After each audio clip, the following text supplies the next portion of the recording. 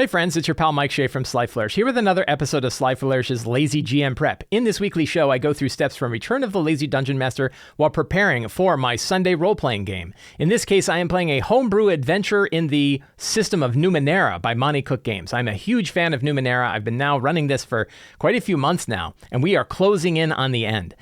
This show, like all of the work of Sly Flourish, is brought to you by the patrons of Sly Flourish. If you want access to all kinds of exclusive adventures, exclusive material to help you run your role-playing games, video previews, a monthly Q&A thread, and access to a dedicated Discord channel, you can do so by becoming a patron of Sly Flourish. The link is in the show notes below. And to the patrons of Sly Flourish, thank you so much for helping me put on shows like this.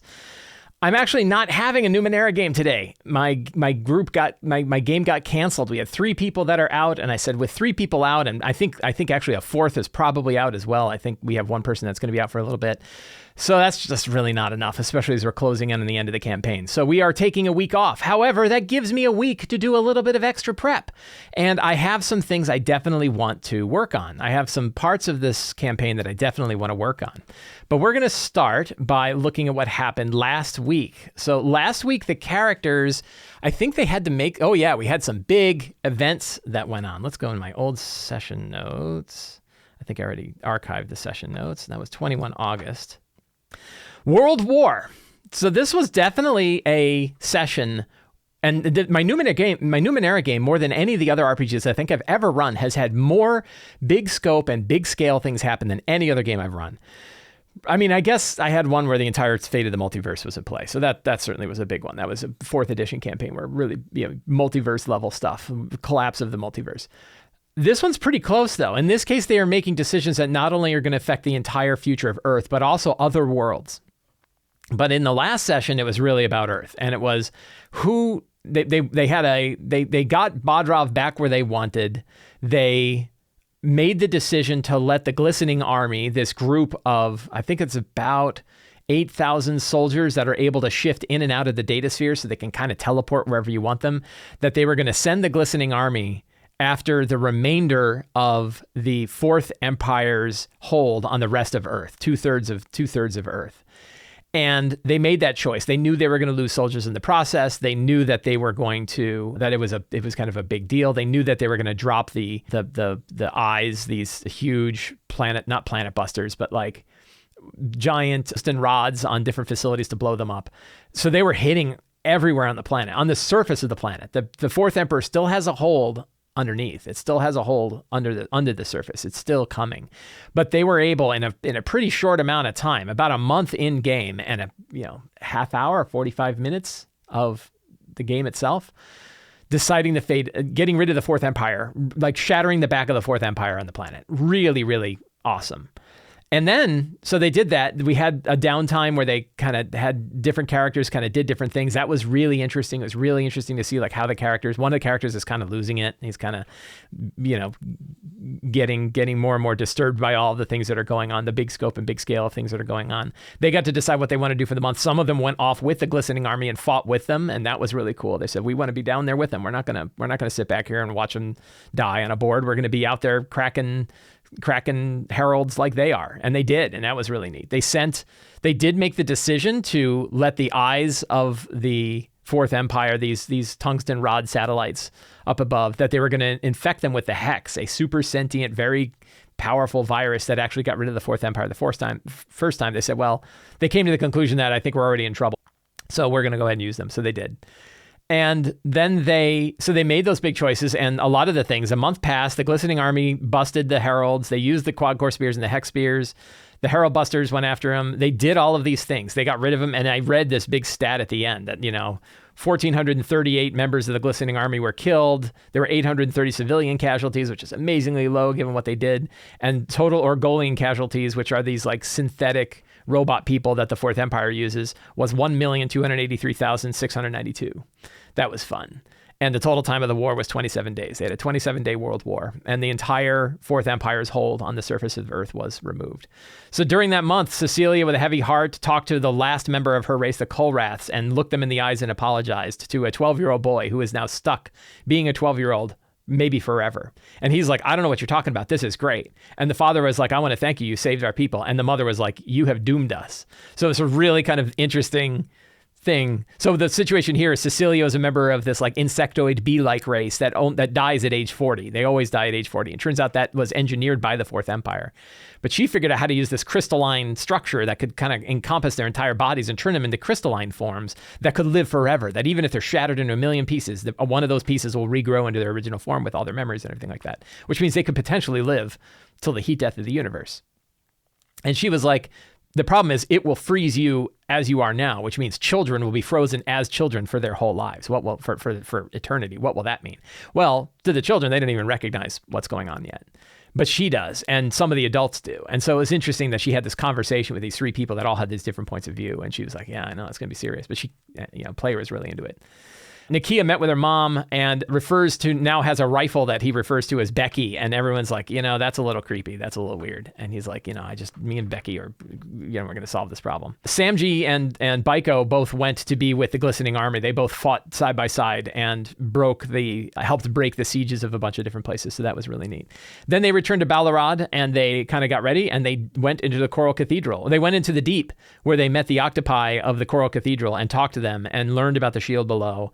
And learned about in order to assault the drowned city of Clay, they're going to need to have their soldiers with them. Those remaining 6,000 soldiers are going to have to help them break this so they can actually get inside and face the Fourth Empire.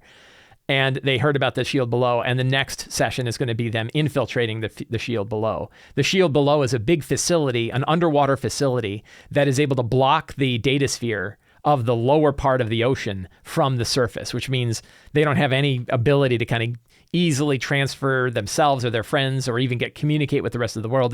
All of that's cut off while they're underwater. The octopi of the Quiet Empire does not care, but they do. So, the 5 of them, 4, 5, 6 of them are not going to be able to do this on their own. They definitely need that connection, which means they have to go into the shield below, this facility that's blocking the datasphere, and break it. And that way they can have their soldiers, and then we go to the final battle. So that is where things kind of stand now. We can look through the secrets. Hex is a sentient virus, originally a nanite made by the Fourth Empire to be universal. I don't really think I got to that. The Hex cannot talk over the connection between the eyes and the rest of the world. We definitely had that. The Fourth Empire is dedicated communication paths that use outside technology. Yep, we talked about that. The Hex released into the outside can't talk to the Hex here in the world. I don't think they know about that. The Hex can disable its sentience once it's served its purpose. That has not come about. Drowned City of Clay is one of the oldest standing cities on the planet, dating back millions of years. It is the original throne of the Fourth Empire. That one did come out. The shield below is a datasphere blocking Numenera, separates the datasphere of the surface of the data. They did learn that. One simply cannot datacast into Clay or even into the deep while this connection is up. They did do that. Shield below is an ancient Numenera created by the Fourth Empire as a safeguard. It must be destroyed. Yes, that's really the same secret. Fourth Empire's armies underwater known as Clayites. They resemble spiders and crustaceans and weirder shapes. There are hundreds of them protecting the temple of the Fourth Empire. Yes. Deep in an inverted ziggurat in the center of Clay is the throne, a massive portal to the outside, which the Clayite nanos, from which the Clayite nanos draw their empire in the world. I don't think they got that far. I'm not sure. I think they might have learned that. So a good deal of secrets were passed along in that session notes. So we are going to create a new session generating template. And let's see. I need a calendar because what is next? What is next Sunday? Because we're not running it this Sunday. So the 4th of September. For my campaign planning, I am using a tool known as Notion, an online tool known as Notion. I love Notion to death. If you want to learn about Notion and how I'm using it, you can learn all about it in the show notes below. I don't think I have to go through all of the full steps of prep today. I'm going to focus on one part. Because I'm not running a game today, we're just going to start. Maybe we'll fill out more, but we're going to start by looking at fantastic locations, in particular the shield below. Because there's the shield below, I think if I think about the scenes that we're going to run, it's going to be, I'm not going to worry about the strong start till next week, I don't think. I think next week is when I'm going to do the rest of the normal prep. But I know that there's going to be like leaving the Coral Cathedral, infiltrating the shield below, staging the final battle, infiltrating the drowned city of Clay, and then face off against the Fourth Empire, the Fourth Emperor. I think that is pretty much the end of this campaign. I think that's what we're aiming for. So when I think about what the rest of this looks like, as we're closing in on the end, they're going to leave the Coral Cathedral. Probably there'll be some kind of strong start for leaving the Coral Cathedral. They will they will choose how they're going to infiltrate the shield below. We're going to learn more about that today. They're going to go in and crawl through this. It's a dungeon, right? We're going to have the dungeon that they're going to crawl through. They're going to break the shield below so that they can bring in all of their assets from the data sphere and from up above on the surface that they need. Stage their final battle, which is going to be huge, the invasion of Clay. The invasion of the drowned city of Clay. They're going to infiltrate, their group is going to infiltrate the drowned city of Clay and face off against the Fourth Empire. And that is going to be, and then we'll do like 1 year later, we'll do our final montage. So that's really the end of the campaign. I think it could take up to, so I don't think we want to have the dungeon crawl of the shield below take more than 2 sessions. I think we will, one way or the other, we're going to run that over probably 2 sessions. And then I think we'll have the invasion might be a session, and then the final battle will be a session. So I expect to have about 4 sessions left in this campaign. I think we're closing in on 4 sessions. If I had to guess, I think the right pacing for this would be 4 more sessions. And I think that makes the most sense. I think that feels right for this rest of this campaign. I'm very excited about it.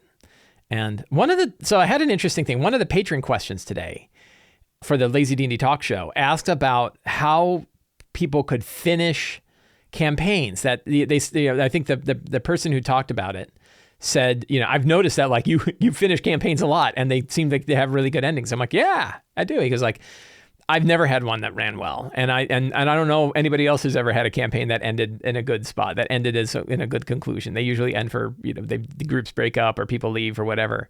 How do you manage it? And I was like, is that really special? And I did a poll and it turns out that like half of the people who polled, it was like 15, I don't know. It was a lot of people, 1,500 people or something like that, said that they don't get to conclusions, that they don't get to meaningful conclusions to their game, that they rarely or almost never, I think half of people is rarely or almost never reach a good conclusion. And that's sad. So I'm going to talk about it more there, but like how do we get to a good conclusion? I think part of it is like being willing to conclude is probably a piece. And knowing like, okay, I got 4 sessions left. This is going to run in the 4 sessions. This is how it's going to run. Like narrowing that yam, where you got this big wide open thing where all this kind of stuff can happen. And boy, did a lot of stuff happen in this campaign. Crazy stuff that but now it's like, okay, that's fine. But we're all going to this conclusion. And I'm starting to railroad it a little bit. Right? It's going to be, you're going to do this part, you can finish that, this is going to happen, then you're going here, and that's going to happen. 1 year later, which I think is the really exciting part, is I think they all want to fight the Fourth Emperor, I think. There might be some stuff that happens there that I don't know about, but I think I know what the big scenes are going to be. I don't know how they're going to play out. I think I know how some of them are going to play out.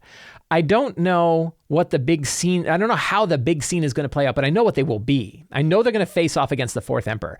Maybe they find some way to cheat death and they don't have to actually fight him and they still beat him. But they're probably going to beat him, and they're probably going to beat him back into the other world. And then they're going to have some hard choices, and I don't know what the answers to those choices are. And then I'm going to open it up, and the players take over the game.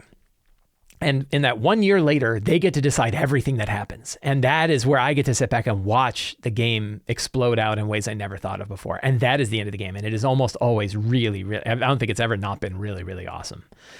So I'm really looking forward to that. When you're coming to the end of a game, one of the greatest ways to make the conclusion of your game really cool is to finish up the campaign and then ask the players to describe where their characters are 1 year later. Where did their characters go? What did they do? What happens to them? And at this point, it's really great for a GM because you've already finished the campaign. You've done everything you need to do. You don't have to worry about where the campaign goes after this because it's done. You're all finished. So they can say anything they want. And the players are able to come up with tremendous ways to evolve the story of the game right at the end of the game. And they get to do it on their terms and in their direction. You're really giving them, the easiest way to give them what they want is hand them the universe and let them choose what to do with it. And it really comes up with wonderful, wonderful story ideas. So when you're getting close to the end of your campaign, talk to your players, let them know that one of the things, assuming that they survive their fight against the big bad in the end, assuming that they're going to survive the final battle, is to let them know that at that point, you're going to ask them, where do their characters go 1 year later? 1 year after the end of the campaign, where do their characters end up? And at the end of the game, run that scene, let each of the players talk about where their characters go, and you get to just sit back and really enjoy where their story goes. It's a trick that I've been using now for a while, and I've never been disappointed, so try that out. So that is where the scenes are. I'm not going to worry about secrets and clues today. Or anything else. We're going to figure all that out next week. But what I am going to do is look at the shield below itself. I did something this morning. I did a little homework for the show today. I knew I wanted to use this map. I really liked it, but I'm like, boy, it's really big. And how are we going to fill this out? And that's why I don't mind having an entire prep session where I could just worry about this, although we're 20 minutes in. But I could just worry about this. But what I did do is I opened it up. Let's see. Let's view the original. I used a plugin for Google Chrome called Annotator, called Z Annotator? What is it called? Zoho Annotator. Let's look it up. So Zoho Annotator is a free Chrome plugin that lets you annotate images. And I grabbed the shield below and I threw little annotations on it. It came out okay. It's a little weird. It's definitely readable. And I think that it definitely, but you can see like that 41 in the upper left corner. There used to be an outline. I don't know where the outline went. Somewhere when I saved this, the outline went away. It looked really good in Zoho Annotator. It did not look good when I exported it. But guess what? I don't care, because this isn't for anybody but me. I'm not putting this in some kind of published work where it really needs to look good. This is just enough for me to get my hands around the situation. In fact, annotating the image at all probably was more than I needed to do. Which gets to another tip. I'm going to give you another tip to grow on, which is when you're prepping your game, you don't have to prep it like you're going to publish it for a published setting. It's very easy when we're looking at our published works to say, when we look at the products that we buy, to look at them and go like, oh, wow, this is really great. This is a good example of how I should do it. So we write detailed room descriptions and we write read aloud text and we write descriptions of every single room. And we write it as though we're going to take our notes and hand it to another DM. But you're not. Generally speaking, those notes are just for you, which means they can be as dirty and as nasty and as incomplete and scratches with pencils and just ugly as you need it to be. That speed is more important. Getting your prep done and getting the things you need to help you is done. You can write down just a word or two. You don't have to write down entire bits of flavor text because you're you. You already know what you're going to do there. A lot of times the prep that we're doing is just to help us internalize what we're going to run in our game. There are people definitely who write out their prep notes and then they don't even look at them. They don't even use them during the game. So when you're doing your prep notes, don't write it like you're writing a published adventure. Write it like you just need to remind yourself of the things that are important to remind. Maybe all you need are NPC names. Maybe like you already know everything else, but the only thing you can't remember are the names of NPCs. Well, then that's all you have to write down. Sometimes it's helpful to have a reference, but you can use incomplete sentences. Don't bother with punctuation. Make it as ugly as you want because it's just for you. It's not for anybody else. And by giving yourself that freedom to do it, like just down and dirty and not have to worry about it and not making it clean and not making it pristine, gives you a lot of freedom to get your notes done and to get your prep done and get it done in a faster amount of time. So I annotated this whole thing, 43 chambers on this big ass map. And I don't know, I'm trying to think about like, do I want to, like I just gave my thing about, hey, you don't have to fill out every single one of these rooms because I don't even know what direction they're coming from. So I wonder if I have to fill out each of these rooms or not. At first, like there's a drive for me to want to kind of go down this list and say 1 is the main entry, 2 is like, oh, I don't know what's going on in room 2. But the reality is they'll probably come in like through the back, through room 22. And what is that? What does that mean, right? What does that fill out? So could I probably over the next 35 minutes fill out every one of these chambers? Maybe. Would it be useful? I don't know. I'm not sure. It's certainly not lazy to fill out these rooms, but boy, there's a lot of rooms. I think what we're going to do is, we'll do like map key, but I think we're going to just say, like, generally speaking, this is probably more useful. General, what? Traits, general things. It's my notes. I can write what I want. So some of the general things that we want is like, what is this place? So it is a shield generator. It's a big old shield generator for blocking out the data sphere. Cool. So that's what it's for. It's millions of years old, which means it's going to have lots of like algae and stuff. We know that it's occupied by the Cleites. particularly nanos, right? And datasphere cleites. So this gives us, what we're doing is instead of thinking about it room by room, we're thinking about it in general. We're getting ideas about what this place is and what kind of stuff might be here, instead of worrying about what's in every room. I did go through the trouble of annotating every room, but I really wonder whether that was a useful exercise or not. Even when I was doing it, I was like, I don't know if I need this, because it's over prep, right? That's way more prep than I needed to do. But there's part of me that's like, there's rooms, they should have things in them. What if the character goes into a room? How do I know what's there? Now, one of the things that I did, and boy, this gets some controversy, this idea of like the quantum, this is like a quantum ogre situation, the quantum dungeon room, is I can write down the kinds of rooms that would be in this place. And then I get to pick, just like secrets and clues, I get to pick which room features I'm going to drop into any given chamber, given the room that they go into. And the advantage of that is I kind of don't care what path they take on this map. The map is still solid. They still have directions they can go and things like that. But I get to decide what are the kinds of things that I'm going to put in any given chamber. And the prep that I do is making a list of those kinds of things. So instead of filling out 43 rooms worth of detail when they're only going to go through 12, maybe, and I don't know which 12, I can come up with 12 or 15 different potential room things that they might find, features that they might find, and then drop those in when it feels right. And I might look at the rooms. I've got the map in front of me, so I can look at the rooms and say to myself, okay, I probably want some kind of crazy altar-like thing, because there's a few chambers on here that have crazy altar-like things. I know what chamber 18 is going to be, because that's like the central thing. I have an idea for what I want that to look like.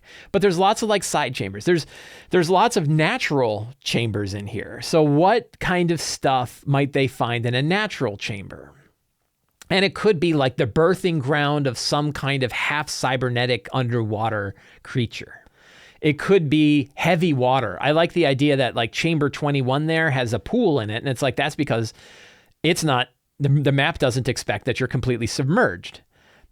Some of it might have like this heavy water that like sunk down to the bottom, right? That works. Yeah, NPL Illustrates says, what about cultists? You could just put cultists. Yeah, cultists of the Fourth Empire. That's pretty much what it is. That's what Cleites are, kind of cultists of the Fourth Empire. So yeah. So there's lots of things, but I think like coming up with like 10 different sort of things that they might find in here is probably enough. It's probably enough for a session, because it's probably going to take them a couple sessions to crawl through this place. So it's probably enough for a session. It also gets me thinking about like, how does this place work? You know, how does this whole place operate? And that can work.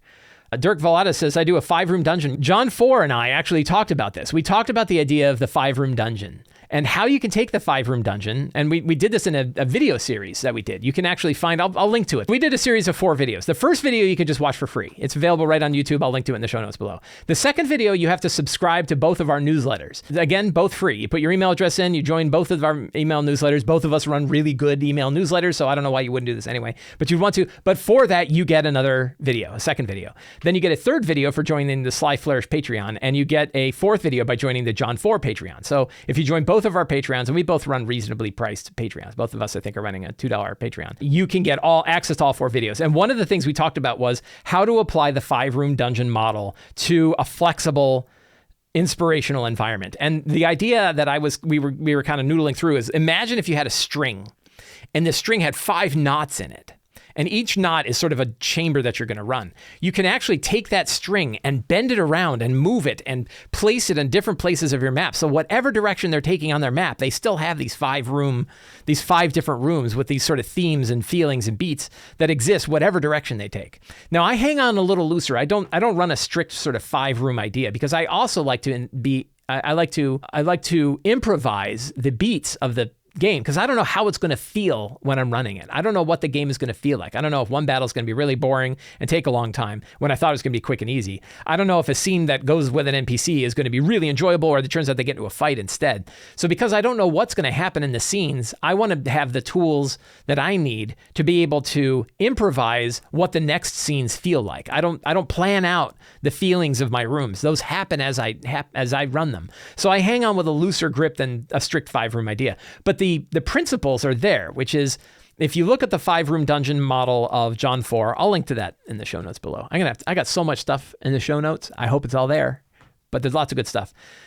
I believe strongly in the principles of how John 4 talks about the 5-room dungeon, that you have these different chambers with these different sorts of challenges, different sort of beats, combat, meeting NPCs, handling a puzzle, having a big climax, having this sort of the conclusion. I believe in all of that. I just don't know where I'm going to run that stuff. And I don't know that I can plan that out ahead of time. So instead, I try to give myself the tools that I need when I'm running my game to be able to come up with that model while I'm playing it, while I'm running it, while I'm seeing and talking to players and how I get a feeling for, even how am I enjoying it.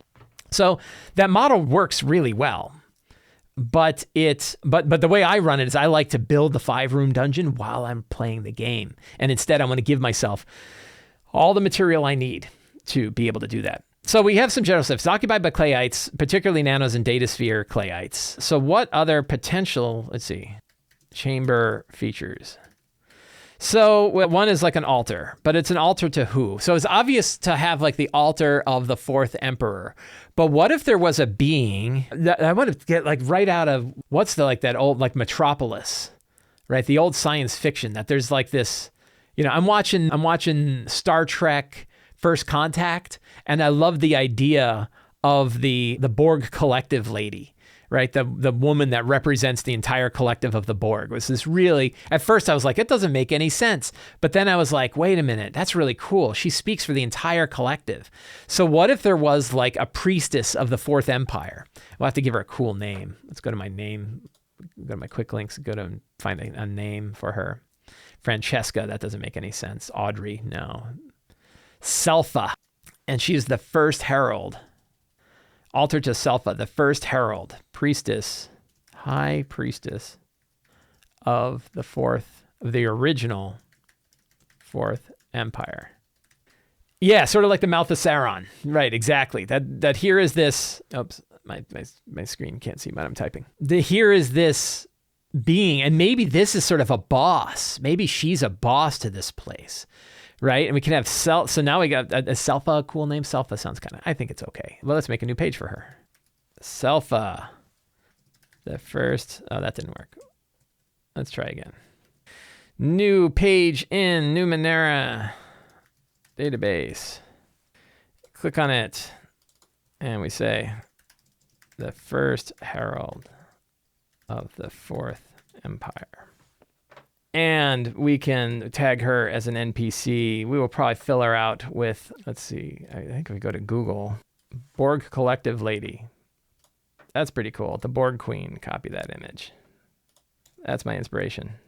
Yeah, cool. Half cybernetic, half person, probably would she even be, I don't know. She'd be aquatic.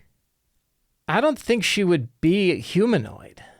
So I'm not sure that's a good... I don't think that's a good representation. Is there, what would you do? Cybernetic octopus. Is there a cool, I kind of like that. What's that? It says it's got like a big bubble head. That's pretty cool. I like that better, right? That's cooler. So that's Selpha. So we have an altar to Selpha. Somewhere we're putting an altar to Selpha. What other, blow this up. What other kinds of things do we have here? So we have like a chamber of heavy water, highly radioactive runoff, million-year runoff from the power source of the shield. Cool.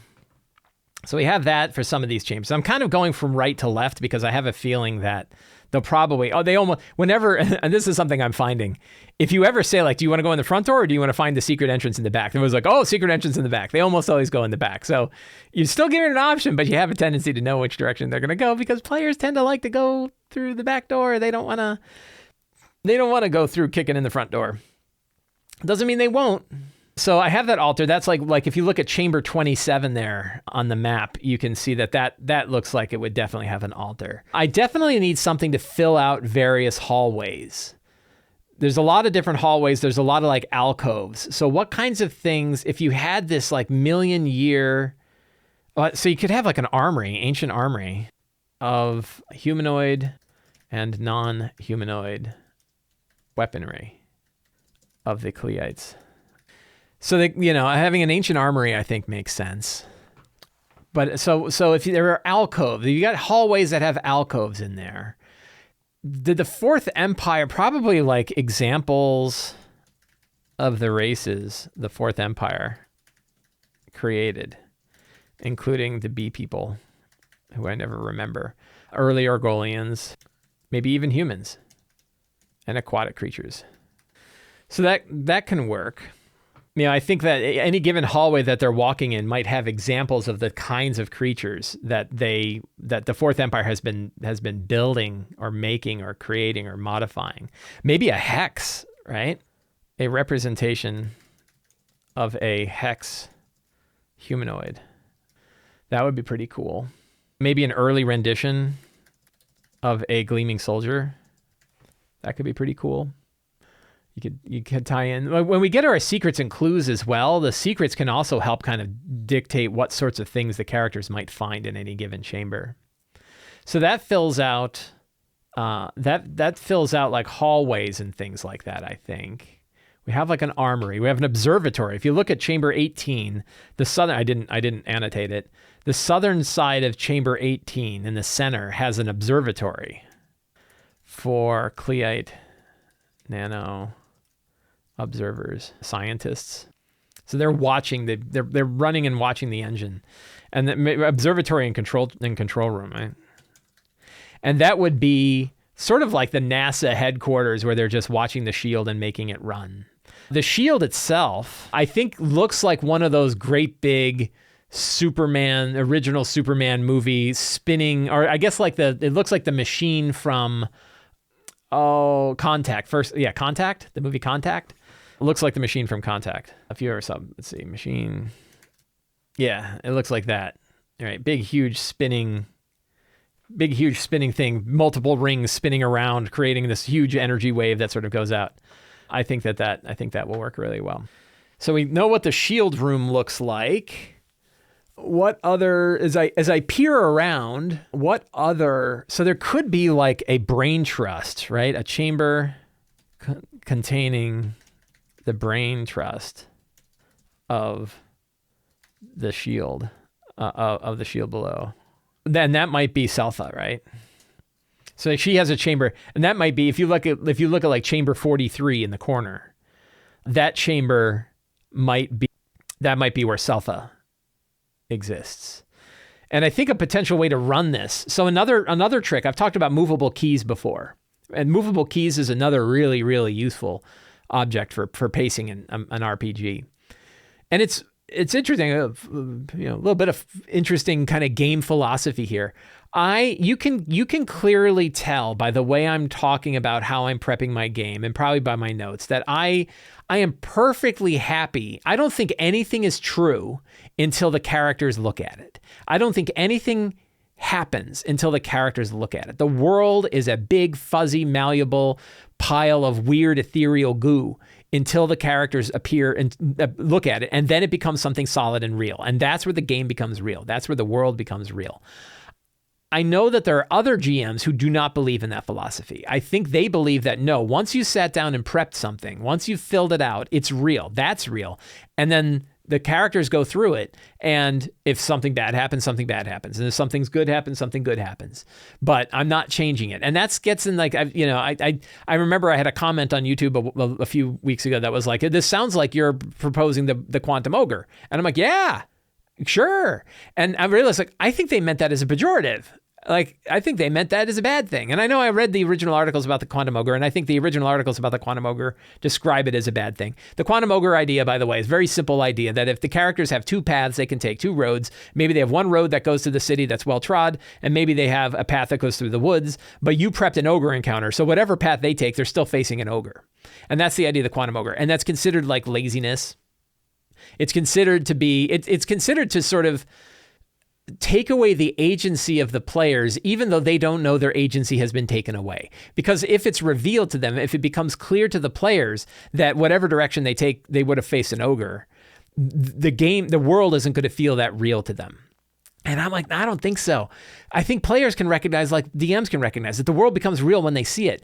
And an ogre battle on a big highway might not be the same as an ogre battle in the woods. You still can change it. And I don't think, I think it is probably not great to build out an entire detailed encounter that happens no matter where they go, because the players will know that.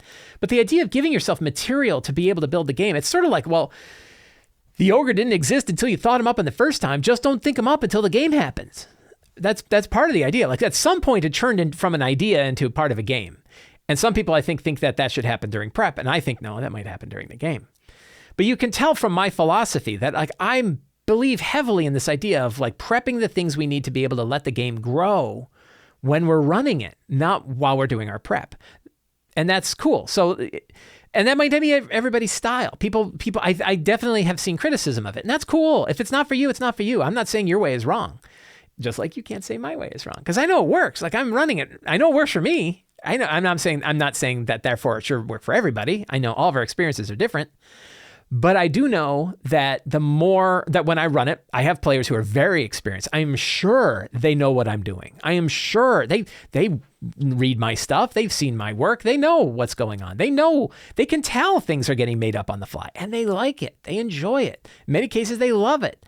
I think it's very rare where I've seen circumstances where the players haven't enjoyed that kind of idea. So one of the other ways that I do this is the movable key. And the movable key, I've talked about this before. The idea behind a movable key is, let's say you look at the room between 17 and 18 on that map, and you say, I don't want, or 16, right? The doorway is on 16. And you say that door is sealed. You can't just walk up and open it. And only one person can open that door, and that's Selpha, the first herald of the Fourth Empire. You're going to have to find Selpha. Selpha has now become a key. In order to get that door open, you have to somehow use or convince Selpha to open the door. She has the key. She could be anywhere. I could put her in room 43. I could put her in room 21. I could put her anywhere I want on this map. And I get to decide where she shows up and when based on the pacing of the game. So should she be in 43? It would make sense. And if they head in that direction, 43 might make sense. And if I decide, yeah, they're cutting through a lot of content really quickly and going all the way to room 43 wouldn't be so bad, I can let them do that. So if I can decide where I want this key to be, and then the pacing of the game can tell me where it shows up. Now, if you find that concept uncomfortable, that's okay. You don't have to do it that way. If you said, no, the key is in room 43. In order to get through the door in 16, they have to go to room 43. But you might find that like they're crawling through that dungeon a lot and you're taking a lot of time you wish you didn't take. And it's like, I could just move the key to room 14. I could move the key to room 31 and it's on the way. Or guess what? The door's already open and she's inside it. I could do that too. Now, part of it makes sense that she moves. She might not just exist. I'm thinking, I like the idea that she might only exist in one chamber, but it might be kind of cool if she is in room 18. So maybe the door's just wide open. Maybe they have enough encounters on the way and I feel like, yeah, the time is tight. I want to move the story along. I could just have her in room 18. So think about it. Think about it for you. How do you feel about it? And you can leave me a comment on YouTube. I like comments. Be civil. Remember that your way is not the right way. My way is not the right way. There are many right ways. There are many good ways to do this, but we can all learn from each other. And I guess the question is like, where, in my experience, the disadvantages of having this flexible structure where you can kind of improvise a lot of the story, the advantages of it far outweigh the disadvantages. The disadvantages are that sometimes the world doesn't feel as solid as it should, that it might feel more solid if you really planned everything out and it only worked that way. I don't mind. And I don't think my players mind. I'm kind of a loosey-goosey GM. What are some other potential features of this chamber? I know I can't get my screen exactly right where I can see both the map and it. So if we look at other things, so we have like, I always like, what's the equivalent of a supply closet? So there's a power source. What's the power source for this thing?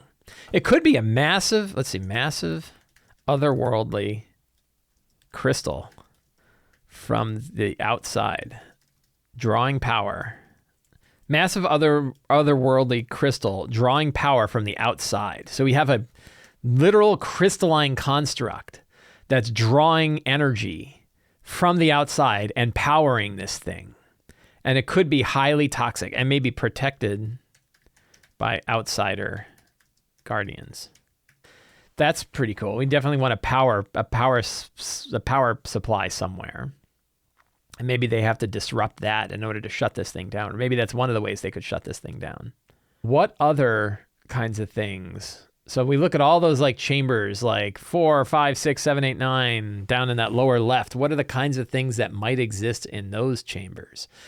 You know, they look kind of like libraries. They look, I mean, if the characters go through one and they're like, ooh, we found like a secret place that takes us down there. What are some of the other, what is the equivalent of this chamber's supply closet or custodian's closet? You know, it could be like strange organic tentacles that self-repair the facility. That's how it's lasted for so many millions of years. Right? So what, you think about this place and like, how has this place managed to operate? How does it manage to stay in operating order? Well, what if there's like writhing tendrils through the walls and around it, and the tendrils are like algae that sort of clean the place and keep it solid and make sure that the rock doesn't collapse and make sure that fills in cracks and then hardens into cement. It could be nano-driven, strange nano-driven. So it could be nanites that kind of keep the place working. But even that would break down over millions of years. So maybe it doesn't work quite right. What other, any other set? I don't even know how many I've got here. Let's number these and find out. Turn into numbers. I have 11. I'll do a couple more. A 12 would give me a D12's worth. So we got those like octagonal chambers, like 29 and 25. What could kind of be in there? A nest, like we could have a nest to some half cybernetic underwater horror of the deep. That works. So I think like the supply closet sort of idea works. And that you kind of show that once, and then you can say like these other chambers have this sort of behind the scenes or these woven tentacles of nanofibery sort of things that can weave into the walls and fix things and sort of keep this whole place running. What else would you need to run? A Virtus would be cool. They could have like a really old, really ancient datasphere Virtus. And what would that be shaped like in the other world? What would it look like if you were a 400 billion or 400 million year old datasphere Virtus? What would you look like? It could be that pyramid. I've done pyramids now a couple of times. I don't want to do that. A fluid shaped would be cool. Like, yeah, kind of a writhing pillar, right? A fluid black pillar, infinitely high and deep. So it just stretches up into the sky, and maybe like a high and deep that rise into a circular portal to the outside. And maybe this datasphere Virtus can actually reach. Well, if I do that, they're going to inject the hex into it right away. But maybe they do. The datasphere Virtus reaches into the outside. That's cool. Any other sort of locations for this? Any other things you want to fill out? The nice thing is that I'm essentially filling out 2 sessions worth of stuff. I'm going to get a lot of value out of this. I haven't even got into like who's here and the NPCs and other creatures that they might find here. We'll worry about that next week, I think. Right now, it's just kind of wanting to fill this place out, which takes a little bit of time. When you're filling out a location like this, even if you're not doing it room by room, I also got to get rid of these numbers because it's going to confuse me if I look at it and go, wait, these numbers are not for those chambers, because they're not. They don't line up. The reality is I don't even need this annotation. You know what we're going to do? We're just going to delete that. Bang. Look at that. Look at that. I did all that work this morning. I threw it away. What do you think of that? You know why? It doesn't serve me. What other stuff do we have in here? Any other chambers? We have an armory.